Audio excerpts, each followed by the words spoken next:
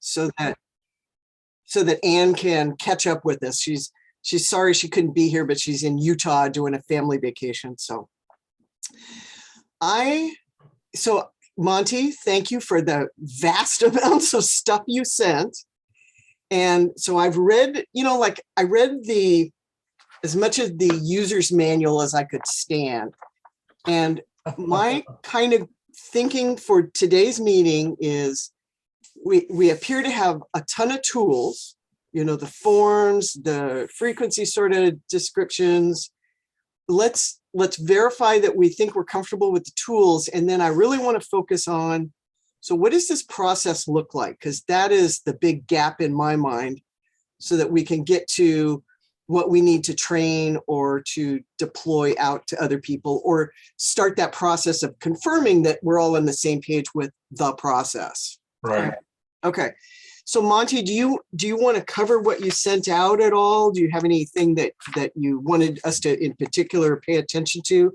One thing I don't understand is you sent out several RRIs. There's a 1703 and a 1704. Are they interchangeable? Talk to us about the tool part that you sent out. Okay, so most of that came from California, and it's probably not germane to what we're doing right now. It's just that they provided it, and so I thought I'd pass it on. And I think where we're at is guys like Doug and Larry are going to lend their expertise to which of the forms and formats they think is the easiest and best to use for our area. I'm a bureaucrat. I'm just the guy that pushes the paper, and if I were to come up with something, it would probably be a nightmare for guys like Larry and Doug. So I know you want a bottoms up type thing. So I think now is the time for them to talk about the frequency list. There was a lot of things there that may or may not work for us. And I think we came really close last time to identifying the form that we thought would be the most appropriate. So we need to build on that. And I'm real pleased. I think we've made some real good progress here. Okay, so let's turn it over to Doug and Larry because I could only look at them and go, well, I'm not going to pick which these are. Yeah, so yeah. What are our experts thinking here? I have a question, if I may. Now, the Safe and Well program, they put the information into a database that was stored in the cloud. And then somebody else could get into the cloud and search and pull that information out, right? Yeah, the way it worked was, let's say Aunt Louise in Kansas City needs to find out about me. She could go on there and enter enough, I know this about this person, so that they could get a match. And then the Red Cross had to release that information. I don't know how the steps worked, but it wasn't like you could freely sort through, because they're looking to make sure that, the wrong people don't connect with the wrong people, sort of thing, right? They're trying to do some protective stuff. And so I can't tell you how it works because none of us can go on and experiment since it's off the air right now. Right. And we all understand that's not going to happen by using any digital program that's available to hams, right? What's not going to happen? Well, I mean, I can send a message directly to Aunt Louise. Yes. But I can't send a message that be stored in the cloud somewhere that she can find. Yeah. As far as I'm concerned, because the Safe and Well program is non-existent and they do not have a firm plan to reestablish it, we should just develop what if Safe and Well was never there? If it comes back, well, then that makes life way easier. We're kind of back in the Stone Age here of, if there's no Safe and Well, we need to independently be able to do this. Right. So Right. it's kind of like this is the worst case we're talking about right now. When Safe and Well comes back, then we can look and go, well, what should we adapt to make them play together better? But you can't invent a system that plays with a system that's not there. Right. Or we're guaranteed that it's going to come back, so. Right. I could make an initial comment and then see if Larry would like to join in, or Stan. The two forms that Jim pulled out of our standard WinLink form set. The quick health and welfare would be the one I would choose. Why would I do that? Because if you enter the email of the person there in the form, it is submitted with the other information to the WinLink Express program to be able to be sent. Now, the other comment is WinLink Express generates a complete log of anything sent or received. A third thing I would say is anything sent is saved in the sent directory. So if I were going to go back to the previous issue, in the email address line, besides the person to send this thing to, you could have an email address to somewhere else where it was collected, like the old Red Cross directory that people could find on the internet. Then it would address Stan's question there, it seems to me. That is, a copy goes to a central collection point. Now, the weakness in the WinLink setup, at least to my mind, is the pipeline bandwidth. If you're sending these things through VAR FM, it's quick. But if the internet isn't available to your local gateway, then it goes to high frequency probably, which is the bandwidth is quite narrowed quite a bit. That is, the speed of the rate that you could send messages would be reduced. For an institution like the university I'm at, I've worried for about a decade, what if we have to send 3,000 messages to parents or family somewhere in the world? How do we do that if there's no internet? Because you could set up a batch email system to send these things somewhat automated, but I was kind of working on it with a previous volunteer. Unfortunately, he died. So I haven't found anybody else who's, wants to think about it with me. But at least as far as forms go, I would go with the quick health and welfare form. For that reason, the address is easily entered right there with all their information. That's the address where the email is going. And then it gets put in the proper format to go through the WinLink Express program. Okay, so let me pause right there. Is this the form you're talking about, or can you bring it up on your screen? One of the two? Yes, I have it right here. It's the one that Monty. I got 40 forms printed out here. It's the one that, if you can let me share. Yeah, oh, I'm sorry. Isn't it allowing you? Hang on. Share screen, let me do it here. Good. I have this meeting set up so that even if I wasn't on, you guys could still talk and run it, so. Okay, can you see that? Ah, okay. Quick health and welfare status. Here's the 2 emails.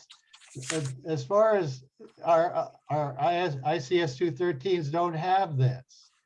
You can't enter the email if you send an ICS 213 form. Our check-in form does, but you still have to make sure it's going to the right place when it's submitted, okay? See, when you submit it, that's when it goes to the Express, WinLink Express program. But once you fill this out, here's what you would have, the person you're sending it to, their email address, and a short message. Seems to me that's probably the best form to use. Down here, the second one, the quick message, doesn't have that to email feature. So Right. that's why I thought this one was the better one, and it's already in the WinLink Express form set. Okay, comments on, and I'm gonna like try and do a, well, if we're gonna thumbs up on this form, then we can continue the discussion until we hit a, oh no, this isn't gonna work, right? So keep going on this, using this form. Did anybody have another top runner they wanted Okay, to? so Vance? just to validate the second form though, if you don't have an email address, the second form would allow you to put in the name, address, and phone number, and it would go the regular, we can't call it MTS any longer, we call it RRI through a formal message process. So number one would be primary, but as an alternate, we need one in case an email isn't available. Okay, so I'm gonna be the user in this case. I'm standing in the field. I don't even have my address book. I might have my phone.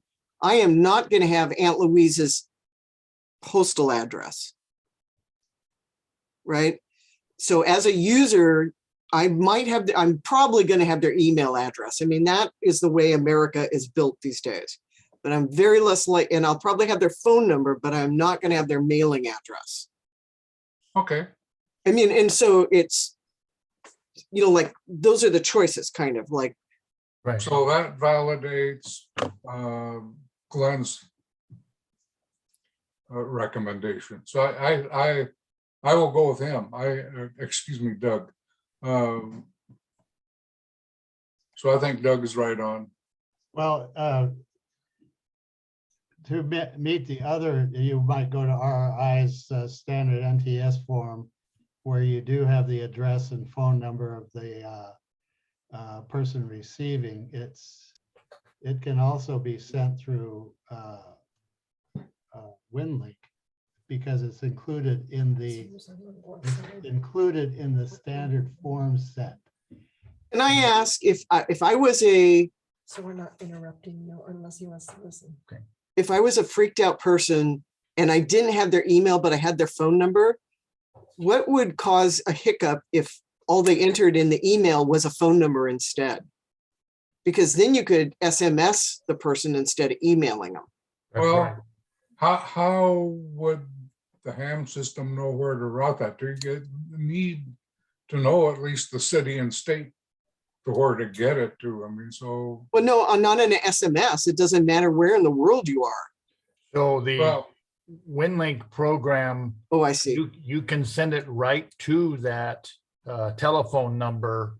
You will have to know what provider they have. So, you know, Verizon or AT&T or whatever, and that supplements their phone number. But given, so it's just a text message at that time. We Right. put the phone number in there. We put Verizon message so-and-so. We put the 25 words or less down there and hit send. So it's just, they will get a text. So even though the form says email, if the person only had phone number, we could train radio operators to say accept either. And then what happens with this form, it goes, like I'm really being stupid about this. I'm going, I've got a ham radio operator and they've entered it into WinLink, they hit send, and what happens? It goes straight to the email address or straight to the SMS, right? Right. Now, if it's a SMS, there is no form.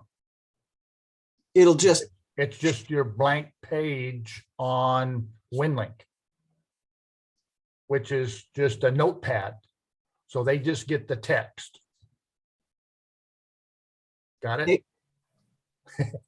no. Okay, so let's do Right- the right WinLink. answer. Let me make sure I understand our WinLink first. So I'm the ham radio operator. Okay. I've got a distressed person in front of me. I say from Cindy Barker to email of Aunt Louise. Hey, Aunt Louise, I'm okay. Evacuating to California. Right. So WinLink, as soon as the ham radio operator pushes send, that message goes directly to Aunt Louise. In the SMS format, yes. No, There is no format. It's just a blank page. no, we're doing WinLink. We're back on That WinLink. is WinLink. This is what you see on the screen here is a form in WinLink. Yes, The other one is not a form. It's just a blank page that gives that you send it to a particular phone number. okay, wait, I'm on the top form, entering an email. So I'm Okay. doing WinLink in email. Right. So push send, it pushes an email to that person and they see the message that's down in the message box. Absolutely. Okay, if it's an SMS message, which form do you want me to use? Doug, can you call up just your message screen? I think I can stand by here. Let's see how fast. Let me go off share and share again. Yep. And it would look like, okay, let's see if this does it. You see this here? Where my cursor is?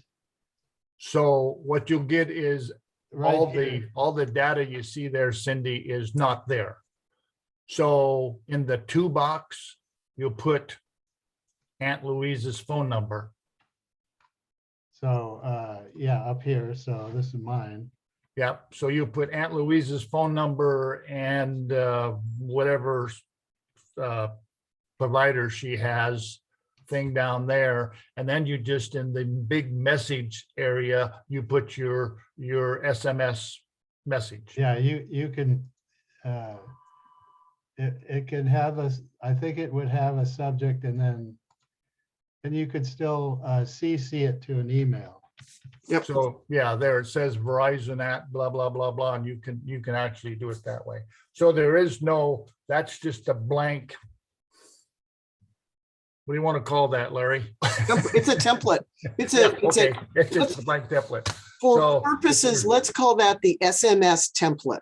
Okay, for. Oh, for it's n- just, what this is it is just the first thing that comes up when you start a new message. That's what this is. And then you go from the select templates to the specialized forms like the one over here. Mhm. But if I post this to the outbox right now, let's just do a little test here. I just posted it to the outbox and I'm going to see if it will come to my cell phone here. We'll see here shortly. So he posted it to the outbox. Then when he connects to the WinLink system, it will automatically send everything in the outbox and then automatically receive everything addressed to him. Okay. So trick question, distressed citizen, I have no clue what service Aunt Louise uses. Yeah, And it didn't go through, so I'm not sure that it would work, but well, at least it's an idea to explore. Well, not if we have to have information that's not going to be available, unless there's a way to trick it where you pick the 5 top companies and you just send it to all 5 companies and you get 4 will not go through and maybe 1 will, right? we have a little chart that shows you, I don't think you write the whole word Verizon in there, Doug. I think it's something on the end, but that's because we've done it back and forth here several times. But once they learn how to put a phone number in there, of course, we could, you'd have to send all 5 of them for the 5 top users or, Right.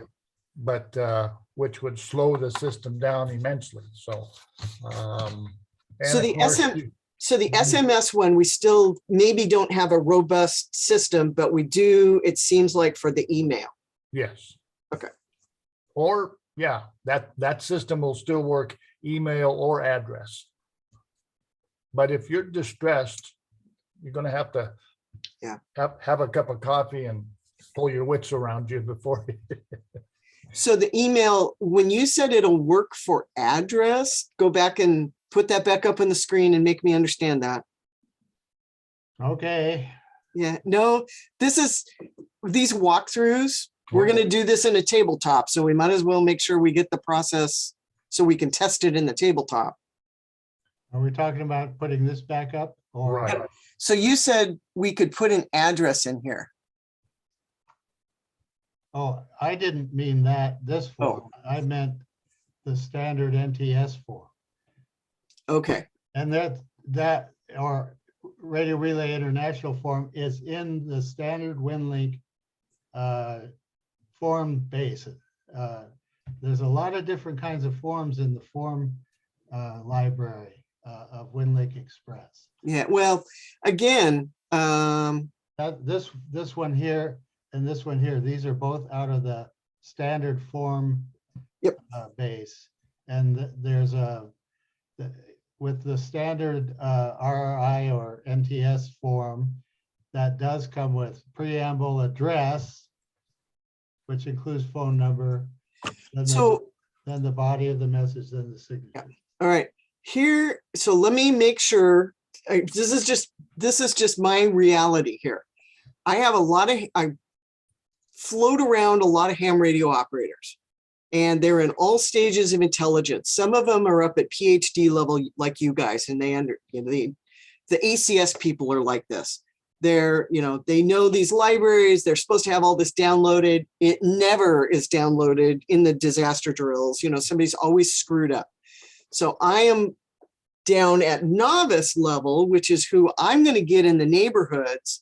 I'm going to get a ham radio operator, and I'm going to be lucky if they know WinLink, right? But we're going to work to train more people in WinLink. But I need to channelize those people and not say, well, the library, you got to go to the library now. Too late. I have to be able to hand them a thumb drive and say, here's your 3 tools, right? If that at all. So part of this wants to be a very streamlined, simple process that can be executed on a dime without a lot of super training. You see what I mean?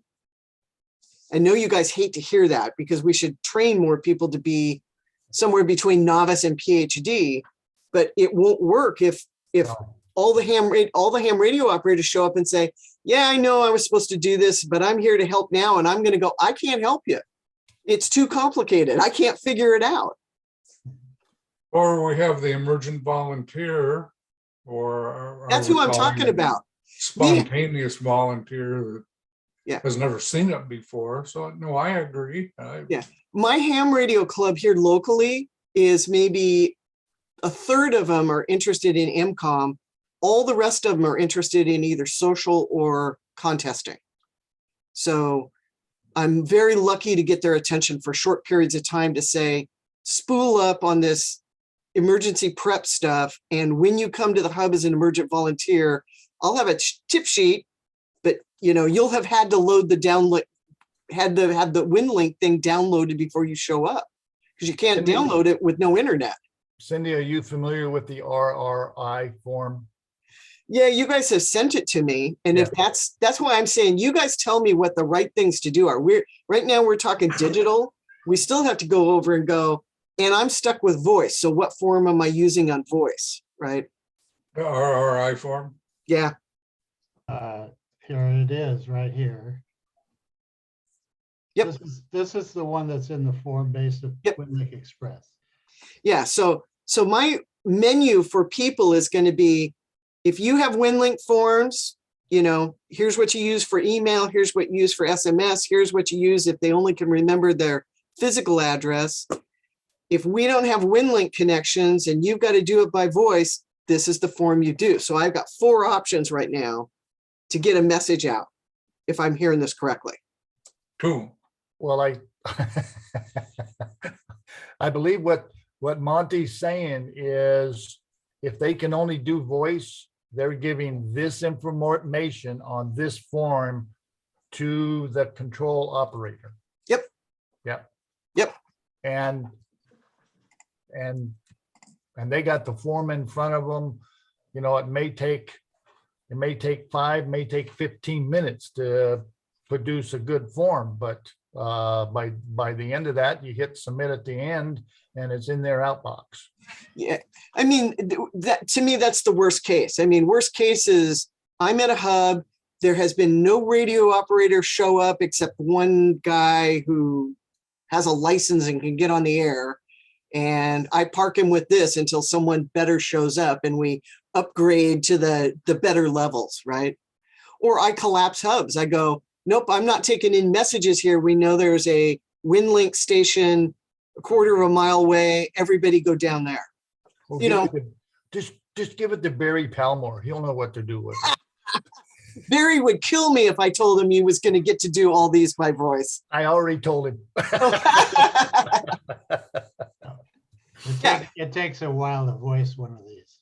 Oh my, yeah, we when we practice, when we do classes with ACS, and that's one of the first things we do is we give them a paragraph and go, see what happens when you're wordy, see how long this takes to transmit. So we're trying to get them to concise pieces of information. And, here we may go, scratch off, I'm going to make it up, but from name, cross off agency, cross off, only transmit 4 of these fields, right, during this disaster.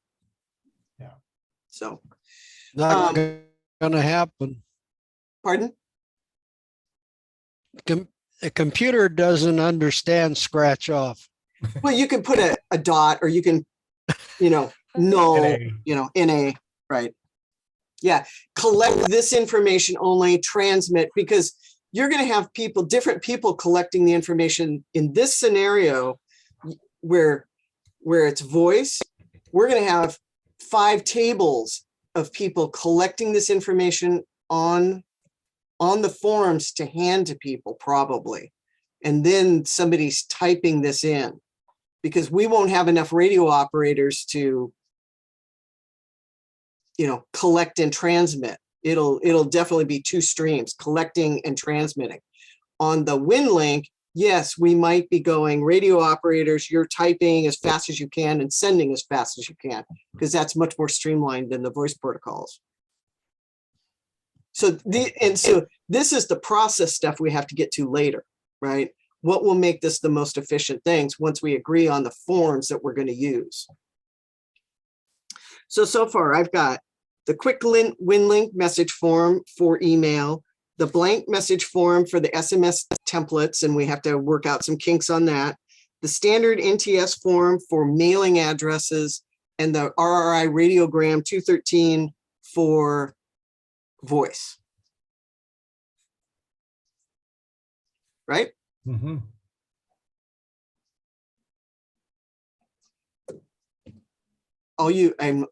I'm looking at Larry, making sure he's shaking his head. Okay, you don't have something else you want to propose. Okay. No, and I don't have anything else. okay. I'm not sure I understand. Well, then ask the questions because I move fast, and I'm kind of stupid in your world. And so I don't want to make assumptions that you're not catching me on. So what is it? What's the question that maybe, am I making assumptions? I don't know. I think my sense of it is that you're expecting, and you should, sort of semi-organized chaos at the hub. And that you're trying to figure out how to use a ditch digger to do surgery on message trafficking. Well, I have not had a chance to talk to you guys about the hubs to start with. And what I will do is in the chat later, I'll put the video of what the hubs are. But the hubs are truly organized chaos.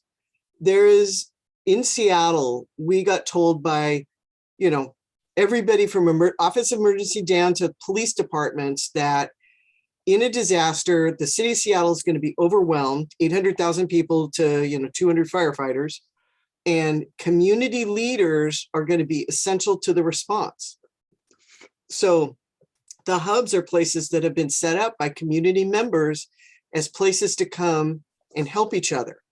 And so we've spent 10 years going, well, that's going to be pretty crazy. How can we make that a little more organized? And so we have divided it into areas. There's an area where people can go read on the whiteboards what information we're collecting from the neighborhood, or maybe we heard it from ham radio, or maybe somebody was able to use their crank radio to find out what bridges are up or down.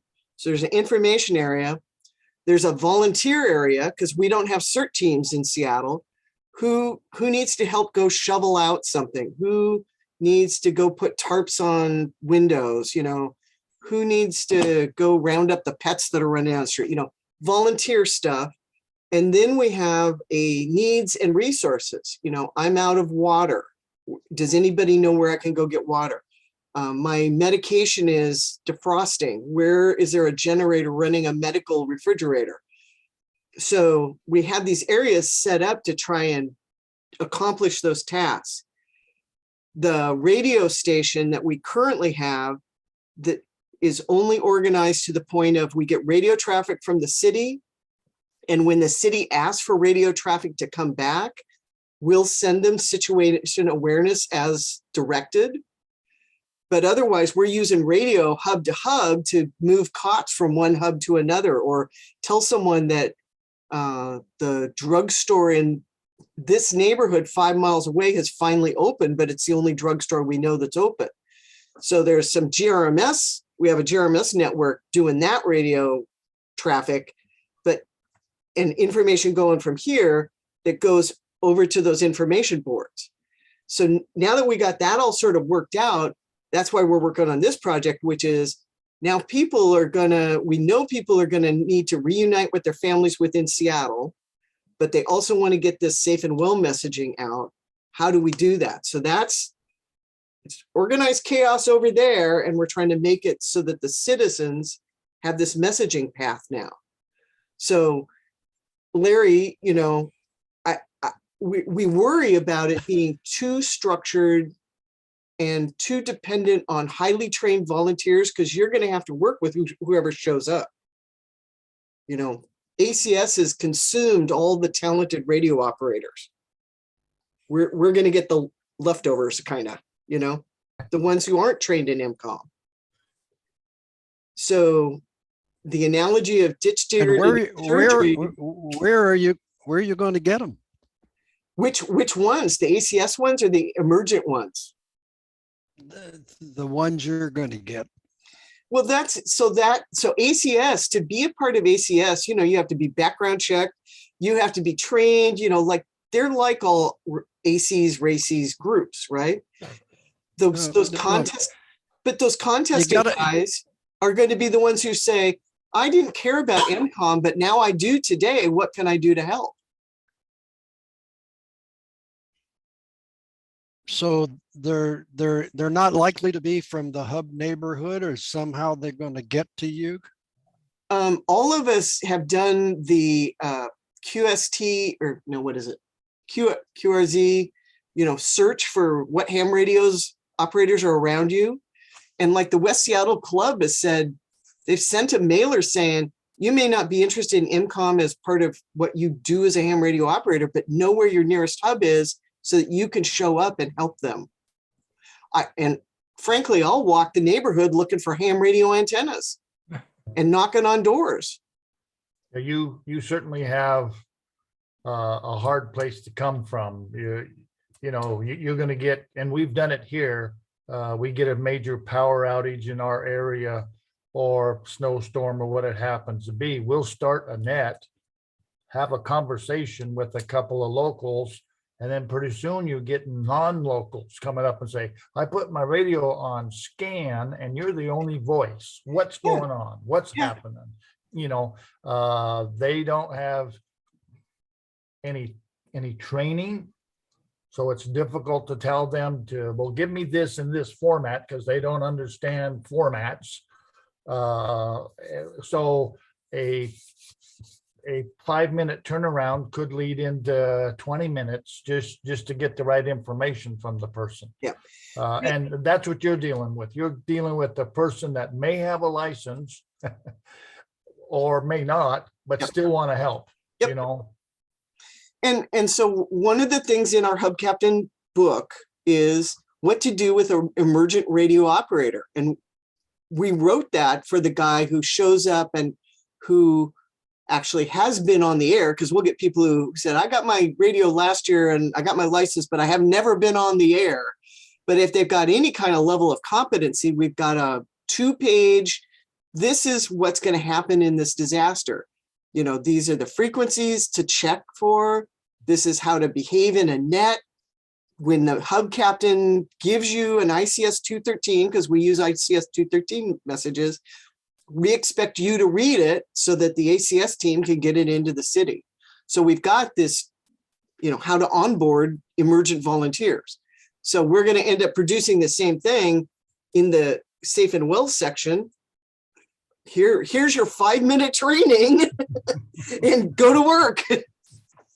So that's why knowing the tools and having the tools in the thumb drive or in the book or whatever we got to hand them, you know, oh, you don't have a computer, you just showed up with your handheld, you're going to do voice traffic.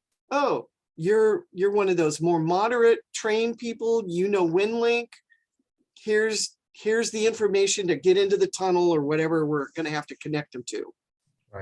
Right. Yeah, that's going to be an assessment that your Hub Captain's going to have to make and be flexible with. Yep. And, you know. Yeah, that's why I'm going, I feel good. I got 4 options now, you know, of how to get information out. And if somebody is like, so let's say I only have the voice So- guy and the person says, What- you know, I'll send them to another hub that can do whatever they need to do. We can move people around too. Well, I got your question. Oh, go ahead. Go ahead, Larry. Go ahead, Doug. I'm on a slow, my Starlink isn't working good right now. The You're question I have is, there's no, you have some boards and you got some checklists, but you don't store things there for obvious reasons. No, actually we do. The question is, you storing radios, Well, keep going. computers? No, not those. Well, if Oh, there you are. an operator, I walk in from off the street and I've got no experience, but I'm a ham. Am I expected to have brought my radio? Am I expected to have a computer? So in all our hubs, we issue a Baofeng dual band radio to each hub, and we try and do 2. So one is at home with the Hub Captain, and they are supposed to use it on weekly nets to check in, make sure the radio works and all that stuff. And the other one sits in the hub box and it's got the clamshell with the batteries. So at a minimum, I have voice connection. If both of those radios don't show up, I got a kid I can put on a bike with a piece of paper that says, take our situation awareness up to the other hub and bring back a picture of what's on their whiteboard so we can put it on our whiteboard. No So computers. your communication is within the hub generally, or maybe to the ACS? Well, it's 2. Like, let's take West Seattle. I've got 12 hubs in West Seattle. So West Seattle's kind of like we expect it to be a cutoff island because we got the Duwamish River between us and Seattle. So all our hubs, we all have the same key. The locks on all our hub boxes are keyed by the same key. So I can go to any of the hubs and open the box for them if the Hub Captain didn't show up or any of the other people with keys don't show up. And we would work together first. We're not expecting anybody from Seattle to show up for the first week. You know, we're kind of on our own in this little island. And so my traffic is going to be more hub to hub, but I still have to get life safety information out to my neighbors. Like, are they supposed to be boiling water? What are they supposed to do with their poop for 2 weeks, you know? The sort of health and safety messaging from the city, right? So then the city's going to say, well, we have not heard from Alki, is Alki even alive? And if they can't raise Alki on the radio, they're going to raise the nearest hub and say, can someone please go check on Alki? So that, I guess what I was trying to get to is when you, assuming you're going to have people come in and they're going to want to let people know outside the area that they're safe and well, or that some simple statement about their status. And you're in the discussion here started out dealing with forms, and I'm trying to understand what is the infrastructure that supports this operation. I okay, understand pencil and paper. Yeah. I understand short notes. What I don't understand is who you expect the amateur radio operator to talk to and with what equipment. so- Could I interject? As we're talking about this, I'm thinking you have 160 hubs, if I remember correctly. What if you thought about it this way, that there were certain designated hubs or places that had the WinLink Express capabilities, and the hubs would forward information, so you didn't have to have the issue that Larry's raising? no, Which is- so I started with the tools and forms because that's what we've spent all our time talking about. Much more important to me is the process, which is what Larry's moving us over to, which is fantastic. So we have 160, 140, I lose track, locations, of which 60 of them, maybe 65, are true networked, active, practicing locations. A lot of them were named by the city as gathering spots, but they don't have anybody actively practicing at those locations. So generally they're in pea patch gardens and stuff like that. Some grow up to be activated networked hubs, but many aren't. So with the 60 active networked hubs, I don't think I'm going to get radio operators at all of them. Seattle's currently divided up into 7 sectors and maybe 4 miles across each sector. And so we could either establish these safe and well input stations at 2 or 3 main hubs, or we could establish them to be co-located with the ACS field sector team, or Seattle is rolling out workforce rally points, 1 in each sector, which is where the city staff show up. And maybe it makes sense to co-locate them with them. But at a minimum, that we would want 1 in each sector, but that means people would have to travel 4 miles to send a message to their family, or have them more populated and spread out if we could do it, so that the guy who shows up with the right equipment, we go there and we're going to point everybody to you. So, it really depends. If we only have 12 people going, I need to send a message, well, then you can do that by voice, right? If you have 300, we'd be looking to use the more efficient system. So I put the what is a hub, so copy that off and you can watch that later, and it gives you kind of all this stuff I've been talking about. But Larry, I don't have the answer of where and how many, and I just know I'm going to get a variety of equipment, and we have to be able to organize it on the fly, because there's no plan that can be written completely robust to withstand what we don't know is going to happen. It depends on if it's a Seattle fault earthquake where the damage will be tremendous versus a Cascadia subduction zone earthquake where in Seattle it's not so bad. Bad, but not so bad. I don't know the answer to this, but Stan might. Is any local ham putting VARA FM up in the mountain, at a mountain site? So far, I don't know of any wide area coverage VARA stations. That typically would be a VHF setup, and because you could do VARA can you VARA Digipede? Yes.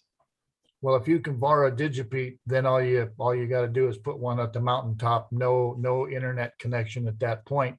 Come down to somebody that does just like we do with packet digipeders. So The reason I'm asking that is, it might be that such a location would be at least semi-immune to an earthquake disruption. We can't be sure, but we might be pretty sure that a lot of Puget Sound's repeaters would be down. Certainly, we couldn't count on the internet.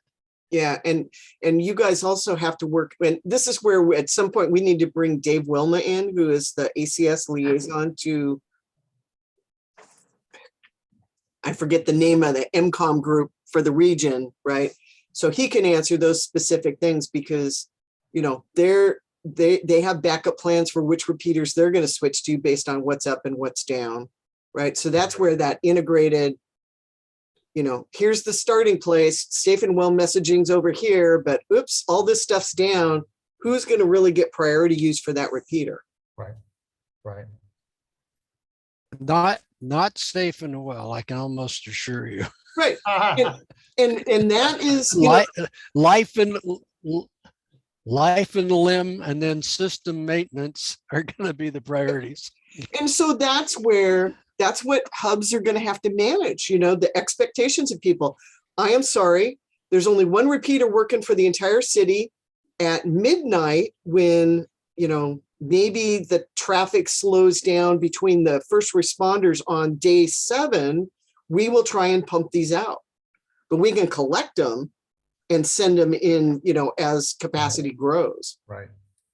Okay, now that's the key point. The key point was you're not expecting to start doing safe. You won't have time to do safe and well immediately. Right. It's going to take some time, some days, some number of hours to figure out how things are going to settle out and what you can do and what you can't.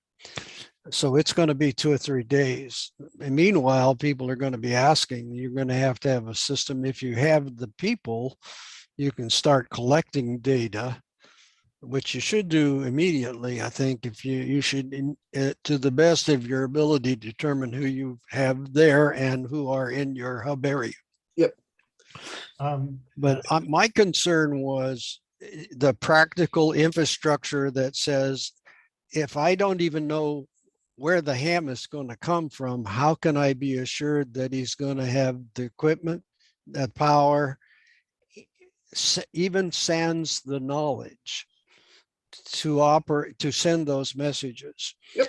And if the repeaters are down or are, as they probably likely will be, moving or emergency traffic, not health and welfare, around the community in support of ACS and other MCOM organizations, there is only the only place that I think it's going to work is, or would likely work, and that's HF for voice, and it's going to be crowded. Yep. It's Well, going to, an operator, HF equipment is heavier, more power consumptive, and more antenna dependent. And these are all infrastructure items that are real. Yep. So I don't know how the guy with an HT is going to do much, even if you've got all the messages captured. I mean, but humans are clever, right? And they will figure it out in the end. If you give them the tools to solve the problem, that, you know, you stand a better chance. And I completely agree with you, you know, where I completely agree with you. I'm having lunch. You can go, if you shut your Apologize. picture off, you can Apologize. eat. No, and the other call a little while ago was an eye appointment follow-up. I apologize. That's where, Go ahead. I'm listening. Okay. I'm very interested. but, and if you turn your video off, you might get a little bit better, and we won't mind if you eat behind our backs. So, I'm not. the trick How's that? Good. That, Good, Larry. yeah, that works. He's always smiling. Yeah. Now we can watch him wipe crumbs off. So we recognize that the safe and well is, if people need assistance, that's our primary job, to keep our neighbors alive until the first responders can show up. The messaging out, unfortunately, if a person is completely okay and they don't have life dependency issues, then that's the big thing that they're stressed about. So managing that in some way, which to say, here's what's going on, first responders and blah, blah, blah, blah, blah, come back tomorrow and we should have our system up to, do this, right? Because I won't have enough volunteers to collect information. I'm going to need to be training and onboarding the volunteers doing those life essential sort of stuff. So let's say day 2, the hub plan is day 2 is when we're going to do our best to have safe and well messaging processes underway, which might only be collecting the information. We have to tell people we have to wait for breaks in the emergency responder traffic to send these. These may not go out till tomorrow morning at 3 in the morning when the responders are off the air, right? To manage those expectations. And then to really figure out how to get as quickly from the stupid voice system, which is really going to be what comes up first, to the more sophisticated and more efficient WinLink, but that takes the talent pool to do that is much smaller than what may show up at the beginning. So those are that's what we have to write for the hubcaps. I was thinking, because last year, about a year ago plus, I started to think about for serving PLU, where I got my primary commitment, a logic tree, particularly around activation. And I got some help from one of our Pierce County colleagues who's very good at doing this, but it sort of went like this. You have an input part of the diagram, how you get information into the messaging system. Then you have the transmitting module, so to speak, which would have several capabilities. I think you'd be very disappointed with voicing messages. They're not very secure, and if people needed to share anything confidential, it would be a little bit embarrassing, but it might be necessary. Or you would have WinLink. The nice thing about WinLink is it's an all contained program. So once you install it on a computer, all the message base is there, all those nice forms, and you can set it up so that forms you use all the time can be put in a special area. That would make it easier for the operator. And then that would also involve the what are my gateway options? Where can I send traffic, or where in NTS, who's collecting my messages to go into the system. And then third, there would be a need to document. And as I mentioned before, WinLink both preserves the message and can create a log of what you sent very easily. That's all contained in the program itself. So I call it a Swiss Army knife of emergency stuff. The alternative, FLDigi, is also powerful, but at least out in Pierce County, we've decided because it's more general broadcast, it's not as useful for us. Where WinLink messages have some kind of privacy because they're going to a specific email. So input, transmission, and documentation would be a part of your logic tree, and then figure out what are the combinations and permutations, as Larry would raise the question of, who's got the equipment, the antennas. You can't really, you can voice a message through a handheld radio, but there's certainly. Yeah. One of the things I see that would happen is we would get more sophisticated, like 60 places expecting to have radio operators to have this all happen seems unrealistic. And so it might be we go pick a big community center and say, that's where we're going to do safe and well messaging, even though no shelter has been set up, because often safe and well messaging comes from shelter locations. Red Cross still won't have shelter set up in Seattle for like 7 to 10 days. And so we might just as hubs say, we're going to set up, we've got 5 people who know how to do this with Winkle and Link out of the 90,000 people who live in West Seattle. I found 5 who can do this. We're going to put them all together in this location, and we're just going to send everybody there. That may be what we end up doing. Sure. Yeah, you have to have just all kinds of plans in the back of your head to figure out which one's going to work. Exactly. Cindy, I'm going to have to get out of here in about 6 minutes. I do have a question. Yeah, it goes fast. I actually got to go a little bit after 3 too. As far as the University of Washington, do they have ham radio set up there? And hubs or ham radio, or how does that work? There's no hub at the UW. The closest one's in Laurelhurst, and they have ham radio. But the UW is a backup EOC location for the city's EOC. So I know that they got a radio room there somewhere. Absolutely.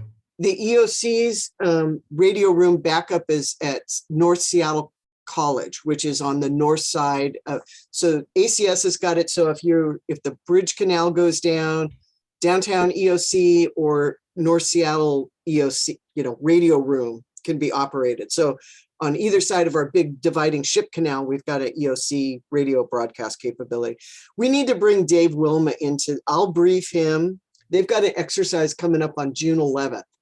And so he's running that exercise. So after that, we'll set up our next meeting before you go, and I'll brief him ahead of time, and then we will continue this discussion, because once he gets in, he can answer some of those questions for you about what are you expecting, what your VARA question for, what's up in the mountains.